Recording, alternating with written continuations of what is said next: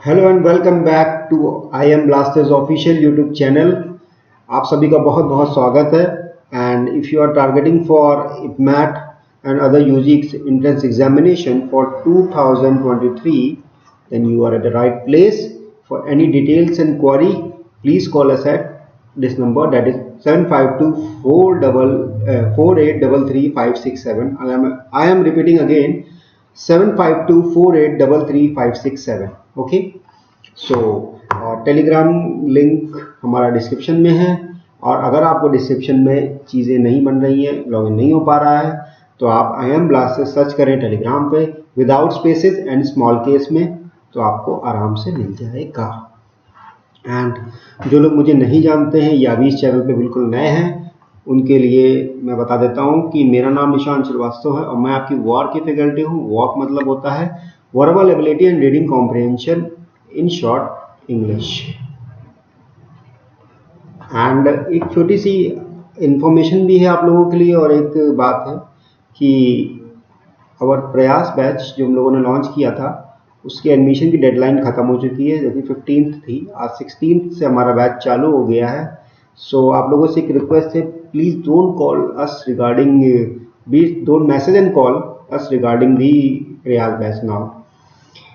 और एक अच्छी खबर भी है आप लोगों के लिए, क्योंकि आज बहुत दिन बाद हमारी मुलाकात हुई है। सो हमारी आई एम ब्लास्टर्स की ऐप डेवलप हो चुकी है, सारे प्रोसेस हो चुके हैं। विद इन अ वीक हम लोग इसको लॉन्च करेंगे। और सवाल ये बनता है कि इस ऐप से आपको क्या फ़ायदा होगा। आपको ये फ़ायदा होगा कि हम आपको इसमें मॉक्स प्रोवाइड करेंगे, जो कि आपके आने वाले IPM रोहतक, इंदौर एंड जिपमैट के एग्ज़ाम के लिए बहुत बहुत बहुत यूज़फुल होने वाले हैं, क्योंकि ये हम फैकल्टीज़ ने मिलके सारे डिज़ाइन किए हैं इसमें क्वेश्चंस, और इसी में हम लोगों को इतना समय लग गया।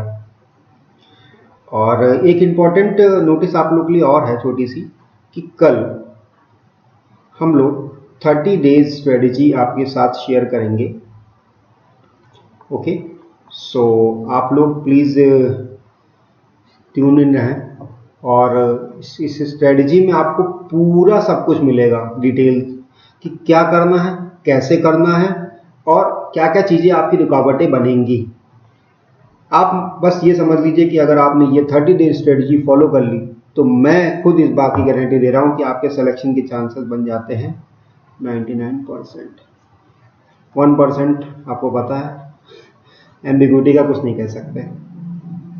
सो अब इम्पॉर्टेंटली आज बात करते हैं कि आज का सेशन किस बारे में है। तो आज का सेशन वोकैब सेशन है हमारा। इसमें मैं आपको कुछ क्वेश्चंस लेके आया हूँ, वोकैब के वर्ड्स लेके आया हूँ, जिसकी मैं आपसे मीनिंग और चीज़ें डिस्कस करूँगा। बहुत मज़ा आने वाला है। क्यों मज़ा आने वाला है? क्योंकि ये जो है बिल्कुल एग्जाम ओरिएंटेड है रोहतक के लिए और इंदौर। रोहतक और इंदौर के लिए ये बिल्कुल एग्जाम ओरिएंटेड क्वेश्चंस हैं, और आप इनको ज़रूर देखें। सो आगे बढ़ते हैं। शुरू होने से पहले थोड़ा डायरेक्शंस की तरफ देख लेते हैं। डायरेक्शंस ही आपने सुने और देखे जरूर होंगे कहीं ना कहीं, अगर आप प्रैक्टिस कर रहे हैं तो। इन डायरेक्शंस में ये कहना चाह रहा है वो कि मैं आपको एक वर्ड लिखा होगा, उसके रिगार्डिंग 3 सेंटेंसेस आपको दिए होंगे जहाँ पे ये वर्ड यूज़ हुआ होगा, और आपको ये बताना है कि ये जो 3 सेंटेंसेस में ये यूज है वर्ड, ये वाला, ये सही है कि नहीं। और इसमें करेक्शन जो होना चाहिए वो ग्रामेटिकली भी करेक्ट होना चाहिए और मीनिंगफुल मैनर में भी करेक्ट होना चाहिए। आगे बढ़ते हैं। जो हमारा पहला वर्ड जो है वो है सब्सटेंसिव। अब सब्सटेंसिव वर्ड की मीनिंग बहुत लोग जानते होंगे, लेकिन मैं जो नहीं जानते उनके लिए मैं बता रहा हूँ। इसकी मीनिंग होती है कंसिडरेबल। कंसिडरेबल मतलब इंपॉर्टेंट, नापने लायक, वजनदार। मीनिंगफुल, सॉरी स्पेलिंग मिस्टेक, हाँ एक सेकंड, हाँ मीनिंगफुल। उसके बाद है, ये बहुत क्लियर कर देगा, फर्म बेसिस ऑन रियलिटी, मतलब सच्चाई पे पूरा विश्वास होना। और लास्ट की मीनिंग होती है इंपॉर्टेंट, जो कि इंपॉर्टेंट है। कंसिडर मैंने बता दिया, बहुत इंपॉर्टेंट, मीनिंगफुल की मीनिंग पता है, फॉर्म बेसिस ऑन रियलिटी बता दिया मैंने, important. Now moving forward to the statements. पहला स्टेटमेंट पढ़ते हैं, अगर हम सिंपली पढ़ते हैं, having substantive the test there are 2 students below the required standard and 3 more who are marginal. अगर आप स्टेटमेंट को पढ़ें तो आपको ये समझ में आ जाएगा कि ये पहली ही लाइन जो कॉमा से पहले भी लिखी है, इसके ही ग्रामर मिस्टेक है। इसमें ग्रामर क्या, सुनने में ही समझ में आ रहा है, को समझ में आ रहा है। हैविंग सब्सटेंसिव द टेस्ट, कोई मीनिंग बन रही है सब इस सेंटेंस की? कोई मीनिंग नहीं बन रही है, तो ये गलत हो गया ऑब्वियसली। ग्रामेटिकली करेक्ट होना चाहिए। पहले ग्रामर के लिए हम चेक करेंगे, सेकेंडली फिर मीनिंग के लिए चेक करेंगे हम उसको। सो अगर हम दूसरे स्टेटमेंट की बात करें तो दूसरा स्टेटमेंट कहता है the manager promised to investigate when the substantive out an error on our bill when we substantive, ये जो वर्ड इतना दिख रहा है बॉक्स में आपको, क्या इसकी कोई मीनिंग आपको बन रही है? समझ में भी आ रही है कुछ मीनिंग? कुछ मीनिंग नहीं समझ में आ रही। क्यों नहीं आ रही है? क्योंकि ये ग्रामेटिकली इनकरेक्ट है, इसलिए। अब अगर हम तीसरे स्टेटमेंट पे आगे बढ़ते हैं तो वो कह रहा है spokesperson Anand Sharma pointed out that the government was required to concentrate on substantive issues of India's interest. अब ये कुछ ठीक लग रहा है, ग्रामेटिकली तो ठीक है। अब जरा मीनिंग के पर्पज से देख लेते हैं एक बार। वो कहना चाह रहा है स्पोक्स पर्सन मतलब संवादकर्ता, जो बात करता है, संवाददाता। Anand Sharma pointed out that the government, उन्होंने, आनंद शर्मा ने क्या किया, इशारा किया कि गवर्नमेंट वाज रिक्वायर्ड, गवर्नमेंट को क्या करना चाहिए, वाज रिक्वायर्ड टू कॉन्सेंट्रेट, कहां पे कॉन्सेंट्रेट मतलब अपना ध्यान देना चाहिए, कहां पे, ऑन सब्सटेंसिव मतलब important issues of India's interest, Bharat के हित में जो भी इंपॉर्टेंट इश्यूज हैं वहां पे गवर्नमेंट को अपना कॉन्सेंट्रेशन डालना चाहिए, ये कहा स्पोक्स पर्सन आनंद शर्मा ने। ये स्टेटमेंट बिल्कुल सही है, ग्रामेटिकली तो करेक्ट था ही, अब मीनिंगफुल ऑर्डर में भी करेक्ट हो गया।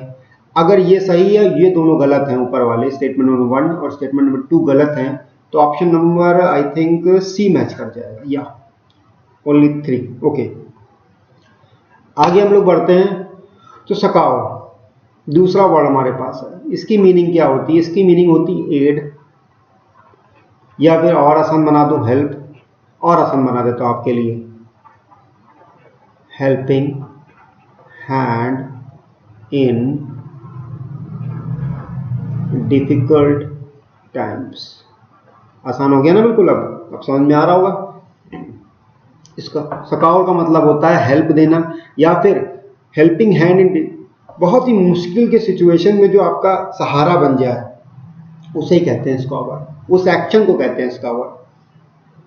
सॉरी, स्कॉवर नहीं है ये, स्कॉर है। स्कॉवर ये होता है COUR, स्कॉर मतलब होता है घिसना, इसकी मीनिंग अलग है। ये स्कॉवर है, ये स्कॉर है। ओके, क्या है स्कॉर? एक बार वीडियो पॉज करके इस वर्ड को जरूर बोलिएगा, क्योंकि बोलने में ये दोनों वर्ड बहुत कॉम्प्लेक्स लगते हैं और दोनों की मीनिंग डिफरेंट है। सो स्टेटमेंट नंबर 1 की तरफ अगर हम बढ़ते हैं, as skilled workers become more scarce employers must provide more training to score but raw recruits. क्या कहना चाह रहा है? वो ये कहना चाह रहा है as skilled workers become more scarce. Scarce का मतलब क्या होता है? स्केयर्स का मतलब होता है कमी हो जाना। वो कहना चाह रहा है कि जैसे जैसे स्किल्ड वर्कर्स कम होते जा रहे हैं, as the skilled workers become more scarce the employees must provide training to score but raw recruits. Score, जैसे जैसे वर्कर्स जो हैं, स्किल्ड वर्कर्स कम होते जा रहे हैं, एम्प्लॉयर्स को ट्रेनिंग देनी चाहिए स्कोर और रॉ रिक्रूट्स। रॉ रिक्रूट्स की बात तो सही है, लेकिन स्कोर का मतलब तो हेल्पिंग हैंड होता है, और यहाँ रिक्रूटमेंट में इसकी क्या बात हो रही है? मतलब ट्रेनिंग देंगे जिनको हेल्पिंग हैंड चाहिए खुद, ये तो नहीं बन सकता है, मीनिंग ही गलत हो जा रही है इसकी। तो ये स्टेटमेंट गलत हो गया मीनिंग की तरफ से। किससे? मीनिंग से गलत हो गया। ये ग्रामेटिकली करेक्ट था अभी तक, लेकिन मीनिंग से गलत हो गया। सेकंड स्टेटमेंट वो कह रहा है कि प्रेसिडेंट बुहारी has promised that respite and scour would come to all the troubled areas in the country। पहली बात तो उसमें मीनिंग निकालें, स्कोर की मीनिंग बता दी थी हमने। अब आती है रिस्पाइट की मीनिंग। देखो रिस्पाइट की मीनिंग होती क्या है, मैं यहाँ लिख दे रहा हूँ कि रिस्पाइट की मीनिंग होती है शॉर्ट पीरियड ऑफ क्या rest, short period of rest from काहे से, अनप्लेजेंट एक्शन से, किसी दुख से या किसी खराब इंसिडेंट से शॉर्ट पीरियड ऑफ आपको आराम मिल गया। अगर आपको जैसे कोई आपके साथ घटना हुई, ठीक है, और कुछ समय के लिए आपको आराम मिल गया, जैसे आपको चोट लगी, किसी का मान लीजिए एक्सीडेंट हो गया, एक्सीडेंट होने के बाद उसको दवाई लगी एंड उसको पूरा उसका इलाज हुआ, मेडिकेशंस हुए, उसके डॉक्टर्स ने देखा तो उसको कुछ आराम मिला शॉर्ट पीरियड के लिए। पेन रहेगा लॉन्ग टर्म में उसकी, लेकिन अभी क्या है कि फिलहाल उसको आराम मिल गया है, तो ये होता है रिस्पाइट। तो वो कह रहा है कि प्रेसिडेंट बुहारी हैज प्रॉमिस, प्रेसिडेंट बुहारी ने प्रॉमिस किया है कि रिस्पाइट मतलब शॉर्ट पीरियड ऑफ रेस्ट मिलेगा एंड सकोर मिलेगा, मतलब हेल्प मिलेगी। रेस्ट एंड, अगर हम मोटा मोटा ये कहें तो कह रहा है रेस्ट एंड हेल्प मिलेगी। कहाँ पे, would come to all troubled areas in the country, country में जितने भी ट्रबल्ड एरियाज हैं, जहाँ भी दिक्कतदायी है, मतलब जहाँ भी दिक्कतें हैं, वहाँ के जितने भी एरियाज हैं वहाँ पे हम वहाँ क्या चीज़ पहुँचाएंगे, शॉर्ट रेस्ट पहुँचाएंगे और हेल्प पहुँचाएंगे। तो ये स्टेटमेंट ग्रामेटिकली भी करेक्ट था अभी तक और मीनिंगफुल भी करेक्ट हो गया है, तो ये स्टेटमेंट करेक्ट है। अब जरा थर्ड स्टेटमेंट पढ़ लेते हैं हम। तीसरा स्टेटमेंट कह रहा है the square carpet maker is cleaning out its management closet in a bit to turn the company around. मतलब क्या कह रहा है, स्कावर का मतलब हेल्प होता है। वो कह रहा है a help carpet maker is cleaning out its management closet. यहां से अगर आप देखें, इसको पढ़ेंगे तो आपको समझ में आएगा, वो ये कहना चाह रहा था carpet maker is cleaning out its management, वो अपने मैनेजमेंट के पर्सन्स को निकाल रहा है, क्लोजेट मतलब मैनेजमेंट के अंदर के लोगों को निकाल रहा है। किस लिए, एक बिड के लिए और कंपनी को पलटने के लिए। तो हेल्प में तो उसका कोई यूज ही नहीं है, हेल्प तो ये हेल्प होती है, ये तो निकालने की बात कर रहा है, यहाँ पे बंदों को निकाल देगा कंपनी पलटने के लिए वो भी। तो यहाँ पे इसकी मीनिंग नहीं सेटिस्फाई कर रही है, तो इसको बिल्कुल कैंसिल कर देंगे। अब ऑप्शन नंबर 2 हमारा सही है, और ऑप्शन नंबर 2 ओनली कहाँ पे आता है, हमारा ऑप्शन नंबर ए में आता है। तो इसका मतलब हमारा ऑप्शन नंबर ए बिल्कुल करेक्ट हो गया। नेक्स्ट वर्ड पे आते हैं टैसेट। अच्छा वर्ड है ये। इस वर्ड की मीनिंग क्या होती है, इसका मतलब होता है अंडरस्टूड विदाउट बीइंग स्टेटेड, मतलब किसी बात को समझ जाना बिना बताए किसी बात को समझ जाना, इसका मतलब होता है टैसिट। टैसिट का मतलब होता है ये।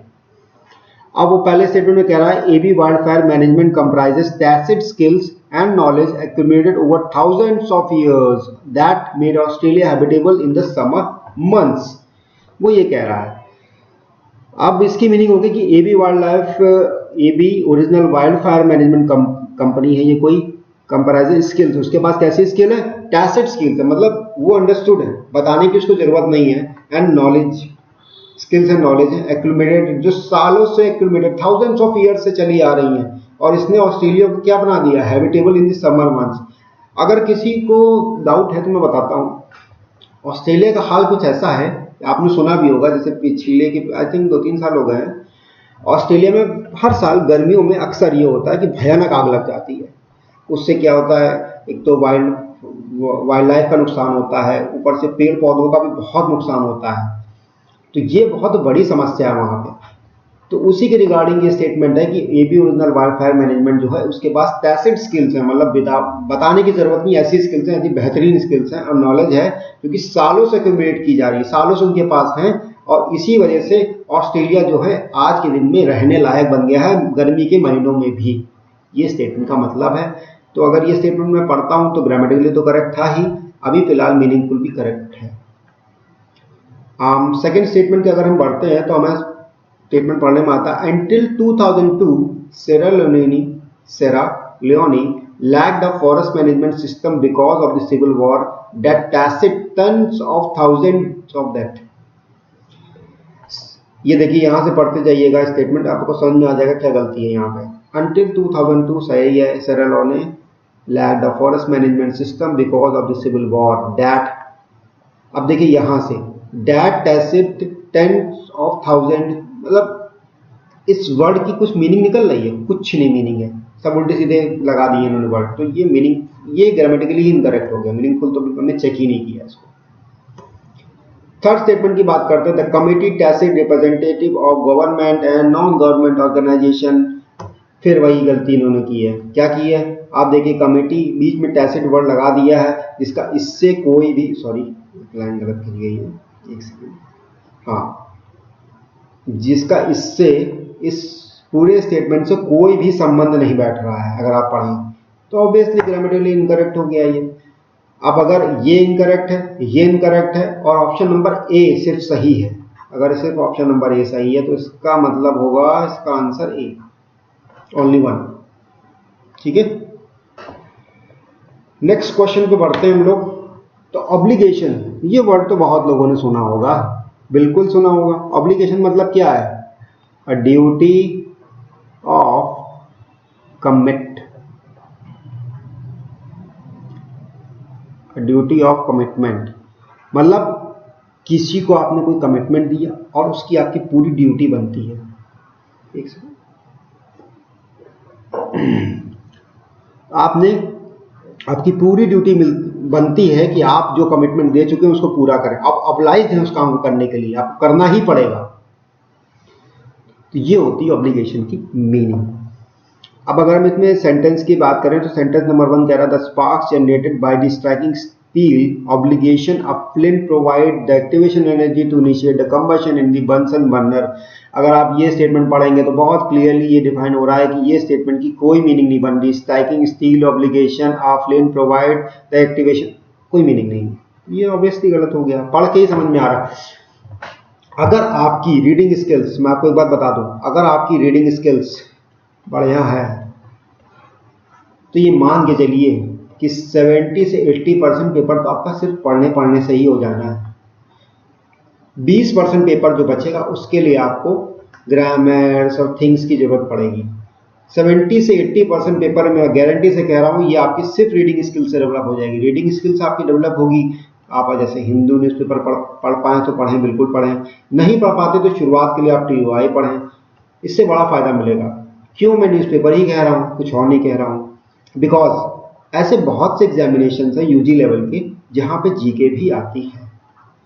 तो आप जब अगर ये पढ़ेंगे इनके, और खासकर इनका क्या पढ़ना है, पोर्शन, पूरा पेपर नहीं बैठ के चार्ट डालना है, सिर्फ एडिटोरियल पोर्शन इनके पढ़ने हैं बस।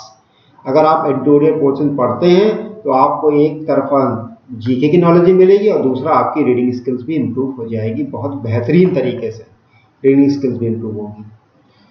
तो आप ये बात गांठ बांध के चल लीजिए कि रीडिंग स्किल्स अगर अच्छी हैं तो मैट या फिर कैट लेवल का एग्जामिनेशन, जैसे कैट है आपका, कैट लेवल का एग्जामिनेशन भी निकालने से आपको कोई भी नहीं रोक सकता है, क्योंकि इसमें जितने भी एग्जाम्स हैं इसमें इंपॉर्टेंट होती है आपकी रीडिंग स्किल। सो थोड़ा आगे बढ़ते हैं हम लोग नेक्स्ट स्टेटमेंट की तरफ। थोड़ा मैं इसको जरा क्लीन कर दूं ताकि मुझे कुछ एक्सप्लेन करने में प्रॉब्लम ना हो।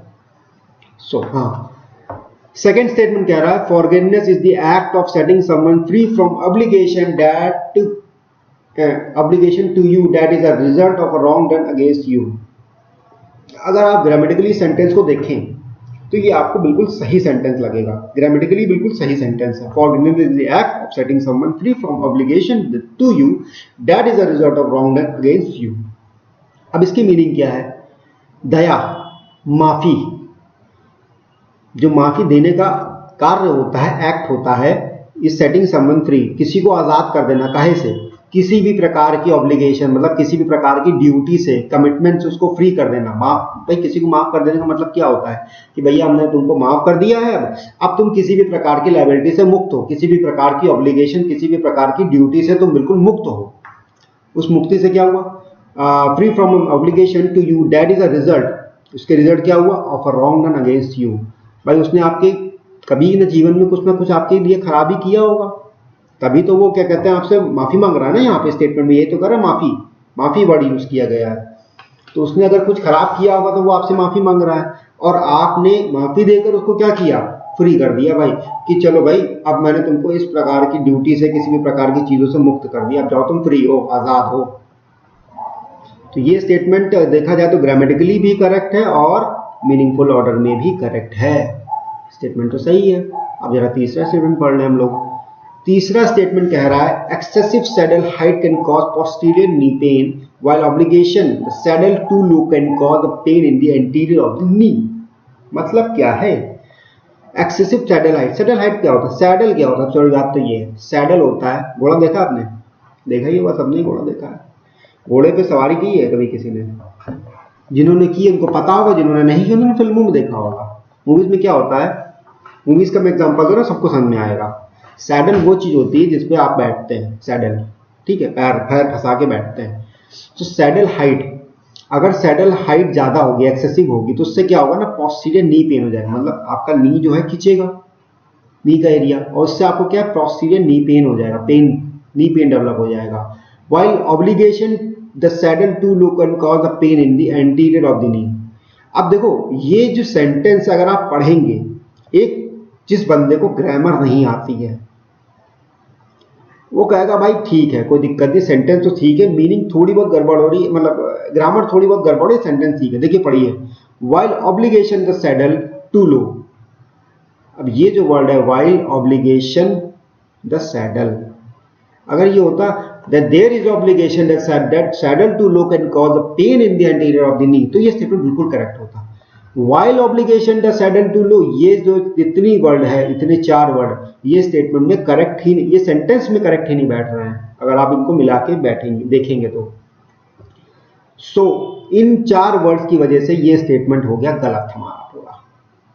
अब जैसे ही ये स्टेटमेंट गलत हो गया तो ये भी पूरा स्टेटमेंट कट गया।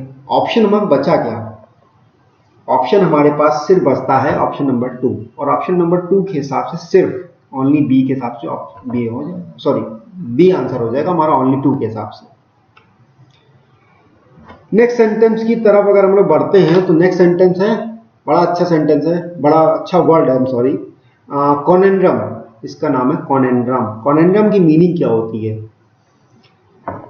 कॉनेंड्रम की मीनिंग होती है कंफ्यूजिंग, a difficult और confusing प्रॉब्लम, मतलब कोई ऐसी प्रॉब्लम है जो कि बहुत ही कठिन है या फिर कंफ्यूज कर रही है, कंफ्यूजिंग प्रॉब्लम है, या फिर क्वेश्चन भी हो सकता है।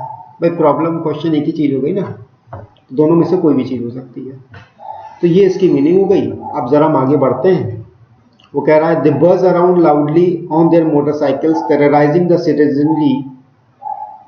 citizenry with their conundrum lack of manners। मतलब क्या कहना चाह रहा है, वो ये कहना चाह रहा है they buzz around loudly on their motorcycle, motorcycle पे करके जाते हैं, दे कोई होंगे भाई जो करके जाते होंगे ना, on their motorcycles, terrorizing मतलब डराते हैं लोगों को, टेरर करते हैं, the citizenry मतलब लोगों को, with their conundrum lack of manners। अब ये तो क्या जो मैनर्स होते हैं, ठीक है, उनकी कमी से कॉनेंड्रम हो जाएगा, मतलब डिफिकल्टी हो जाएगी, प्रॉब्लम हो जाएगी। पढ़िए आप सेंटेंस को, with their conundrum lack of manners. Conundrum lack of manners sentence ही सही नहीं बैठ रहा है, यहाँ पे इतना पार्ट सही नहीं बैठ रहा है। अगर यहाँ पे ये होता they buzz around loudly on their motorcycles terrorising the citizenry with their conundrum actions, या एक्शंस भी नहीं कह सकते, अगर हम ये कह सकते हैं, यहाँ कॉनेंड्रम वर्ड ही सही नहीं बैठ रहा है। कॉनेंड्रम एक्शंस हम लगा सकते हैं, लेकिन वो तब होता जब हम कोई प्रॉब्लम फेस कर रहे होते, ठीक है। तो यहाँ एक्शंस वर्ड भी नहीं यूज कर पाएंगे हम लोग फिलहाल। मैं तो बैठाने की कोशिश कर रहा था लेकिन वो बैठा नहीं, कोई बात नहीं। क्योंकि मेरे पास भी क्वेश्चंस बिल्कुल सामने से आते हैं, मैं कोई प्रिपेयर करके नहीं बैठता हूँ उसको, कभी कभी मैं भी फंस सकता हूँ, कोई बात नहीं, फंसा नहीं हूँ फिलहाल। कॉनेंड्रम जो है इस वर्ड में यूज नहीं हो रहा, ये मैं गारंटी दे रहा हूँ, ठीक है। अब मैं आगे बढ़ता हूं, अगर तो ये स्टेटमेंट तो गलत हो गया, अगर ये इतनी लाइन गलत हो गई है तो आगे बढ़ते हैं। It is a dreadful and a continuing conundrum for which it seems nobody has a convincing answer. कहना क्या चाह रहा है बंधु, वो कहना ये चाह रहा है it is a dreadful and a continuing conundrum, मतलब ड्रेडफुल मतलब खतरनाक, डरावना, कॉन्टिन्यूइंग मतलब लगातार होता हुआ, कॉनेंड्रम मतलब डिफिकल्ट कंफ्यूजिंग प्रॉब्लम मैंने बताया था, for which it seems nobody has a convincing answer. बहुत अच्छी वर्ड है, ग्रामेटिकली करेक्ट है और मीनिंगफुल भी करेक्ट है, मैं बताता हूँ कैसे। इट इज अ ड्रेडफुल मतलब खतरनाक है, डरावना है, एंड कंटिन्यूइंग कॉन्टिन्यूइंग ऐसी प्रॉब्लम है, ऐसा क्वेश्चन है, डिफिकल्ट है, जिसका किसी के पास भी कन्विंसिंग मतलब जो हमें समझ में आ जाए, जो मुझे समझ में आ जाए, ऐसा कन्विंसिंग मुझे कन्विंस कर जाए, ऐसा कोई आंसर नहीं है। तो ये स्टेटमेंट करेक्ट है, ग्रामेटिकली भी और मीनिंगफुल ऑर्डर में भी करेक्ट है। थर्ड अगर हम पढ़ते हैं तो she went from running errands to running his life conundrum him that she should manage his affairs and business matters। गलत है बिल्कुल स्टेटमेंट, कैसे गलत है? She went from running errands to running his life, बिल्कुल सही है। errands मतलब छोटे मोटे काम से उसकी जिंदगी संभालने पे उतर आई वो छोटे मोटे पहले काम संभालती थी, अब उसकी जिंदगी संभाल रही, his life। conundrum him that she should manage his affairs and business matter, बिल्कुल गलत है। conundrum का यहाँ यूज ही नहीं हो सकता, डिफिकल्ट प्रॉब्लम इन क्वेश्चन। यहाँ पे ये होता कि वो उसको आश्वासन दे रही है, या फिर ये होता कि क्या वर्ड यूज कर सकते थे, she went from running errands to his life,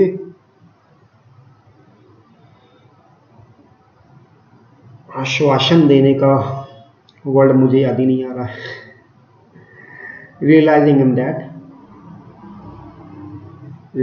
that she should manage his affairs and business matters. Okay, ये वर्ड हो सकता था, या एक दो वर्ड और है, मैं आपको उसके बारे में बताऊंगा अभी, मुझे एकदम से माइंड में आ नहीं रहा है फिलहाल।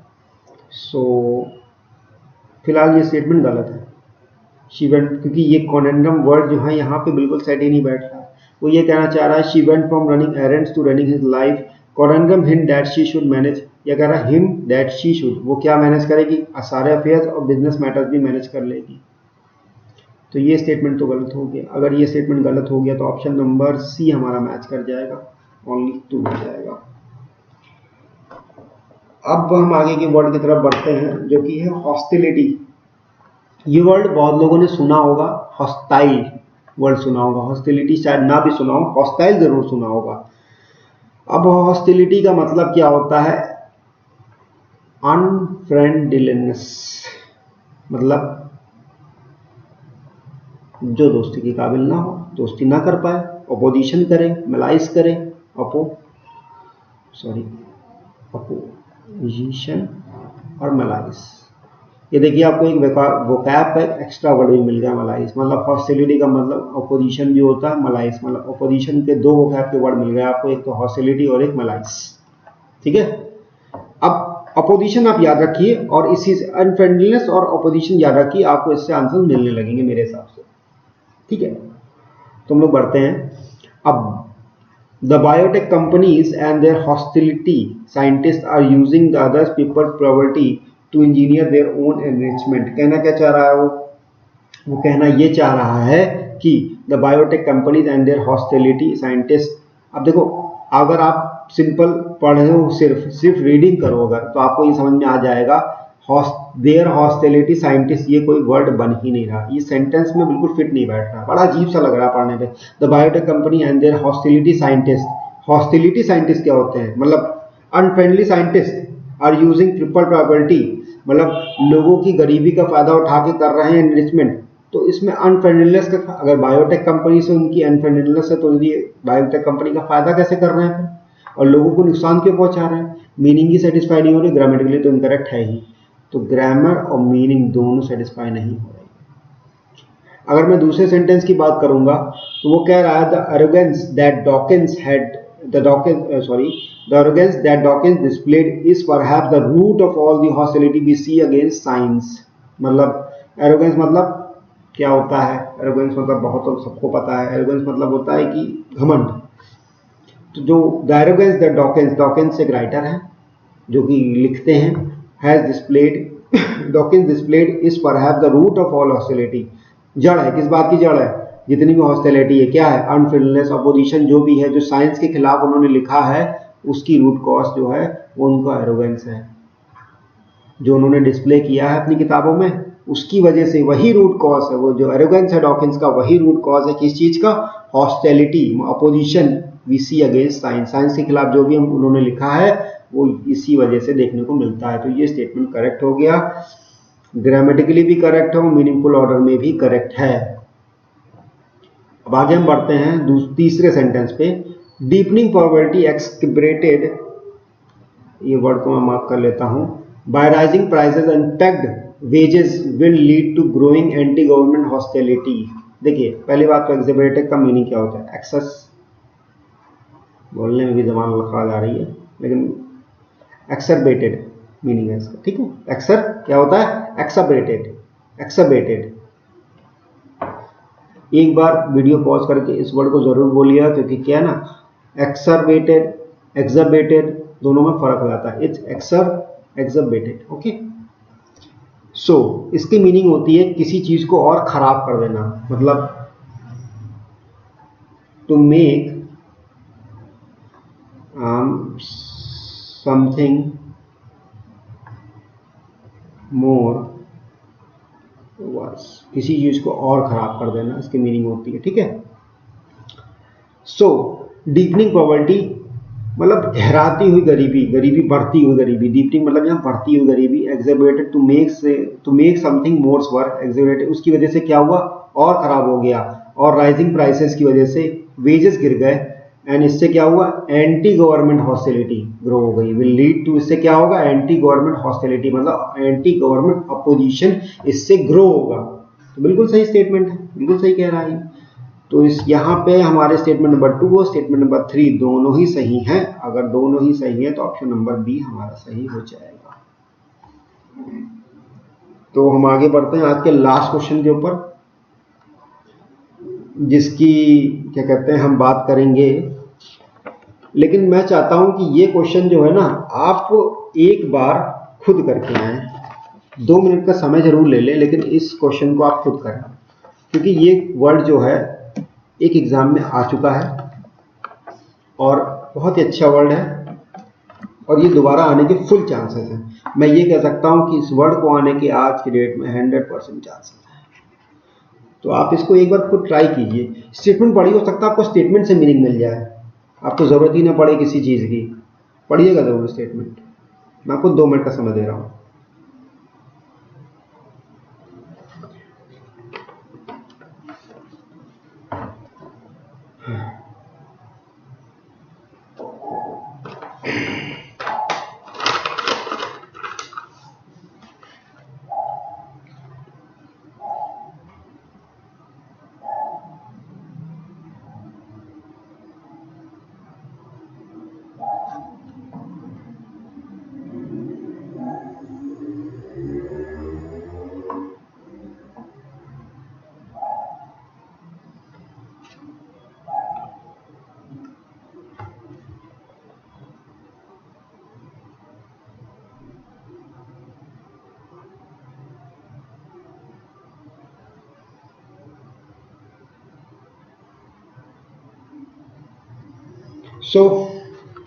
आपको मैंने काफ़ी टाइम दे रखा था, दे दिया है। अब आगे मैं बढ़ता हूँ उसकी तरफ।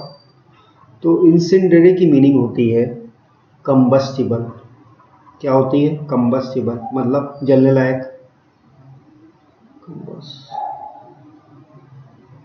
TIBLE होता है, sorry.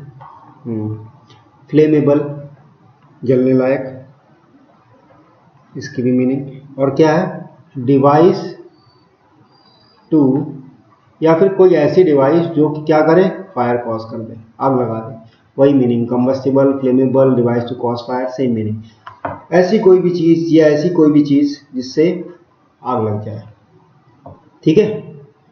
In addition it is believed that they possess crude electronic device capable of triggering incendiary bombs। Incendiary और बॉम्ब्स एक साथ है, आग लगाने वाले बॉम्ब्स, सही कह रहा है। It believe that it possess crude electronic. In addition it is believe, माना जाता है कि उनके पास, पोजेस करते हैं मतलब क्या, उनके पास है क्रूड इलेक्ट्रॉनिक डिवाइसेस, ऐसे इलेक्ट्रॉनिक डिवाइसेस हैं जो कि ट्रिगरिंग करते हैं, ट्रिगर कर देते हैं क्या, फ्लेमेबल बॉम्ब्स। बिल्कुल सही स्टेटमेंट है, बिल्कुल मेरे हिसाब से। उसके बाद next statement, fruits incendiary rehydration properties can compensate the loss of vital salts like sodium and potassium. आप ये बताइए, आग लगाने और फ्रूट्स का कोई संबंध है? चलिए, फ्रूट्स, आग लगाने और रिहाइड्रेशन, कोई संबंध है इनका? और प्रॉपर्टीज, ये 4 वर्ड भी अगर आप शुरुआत को देख लेंगे तो आपको बिल्कुल समझ में आ जाएगा कि ये स्टेटमेंट बिल्कुल भी गलत है, बिल्कुल ही गलत है। भी और ही दोनों गलत है, मतलब ग्रामेटिकली भी इनकरेक्ट है और मीनिंगफुल ऑर्डर में भी इनकरेक्ट है, दोनों में इनकरेक्ट है। तीसरे स्टेटमेंट की बात करूंगा, इंटरकलेशन। इस वर्ड को मैं मार्क कर रहा हूं, ये वर्ड इंपॉर्टेंट है। So intercalation is an energetically favorable process and thus relates to dynamic base pair breathing incendiary DNA of DNA itself. अब आप देखिएगा, पहले मैं आपको इंटरकलेशन की मीनिंग बताता हूँ। देखिए इंटरकलेशन की मीनिंग की बात करूंगा तो क्या होता है, इसका होता है मीनिंग इंसर्ट बिटवीन एग्जिस्टिंग